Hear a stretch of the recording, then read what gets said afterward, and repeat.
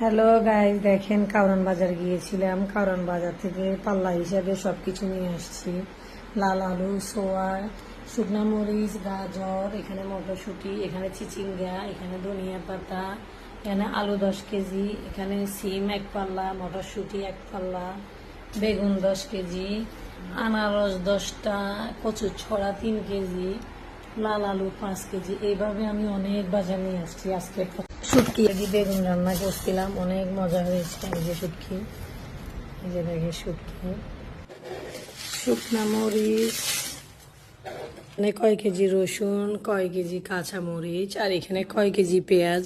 অবশ্যই বলবেন, ডিপ ফ্রিজে ফ্রোজিং করব, আপনারাও করেন, সুযোগ আছে, দাম কম। কত কেজি করে আছে? হ্যালো গাইজ, দেখেন এখানে 10 কেজি পেঁয়াজ কাটতেছি, আরো পেঁয়াজ আছে। এই যেগুলো সব ফ্রোজিং করব, এইভাবে কুচি কুচি করে আমি বক্সে এরকম বয়মে ভরে ভরে আমি ডিপ ফ্রিজে ঢুকিয়ে নিব। আর বাকি কিছু আছে পেঁয়াজ, এটা আমি এইভাবে আমি পেঁয়াজকেও রাখতেছি এবং কি টমেটোও রাখতেছি। পাকা টমেটো 20 কেজি আনিয়েছি, আরো 20-30 কেজি আনবো, 50-60 কেজি রাখবো। পেঁয়াজ আমি এখানে 10 কেজি কুচি করতেছি, আরো 10 কেজি আছে। এখানে কত কেজি টমেটো সবাই বলতে হবে।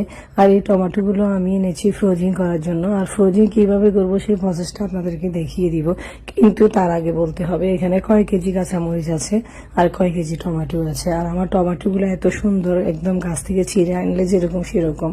তো এই টমেটো গুলো দেখতে একদম কাঁচা মনে হচ্ছে, খাওয়া যাবে, এত সুন্দর। তো কয় কেজি টমেটো মরিচ বলবেন অবশ্যই। এখানে কয় কেজি রসুন, কয় কেজি কাঁচা মরিচ, আর এখানে কয় কেজি পেঁয়াজ অবশ্যই বলবেন।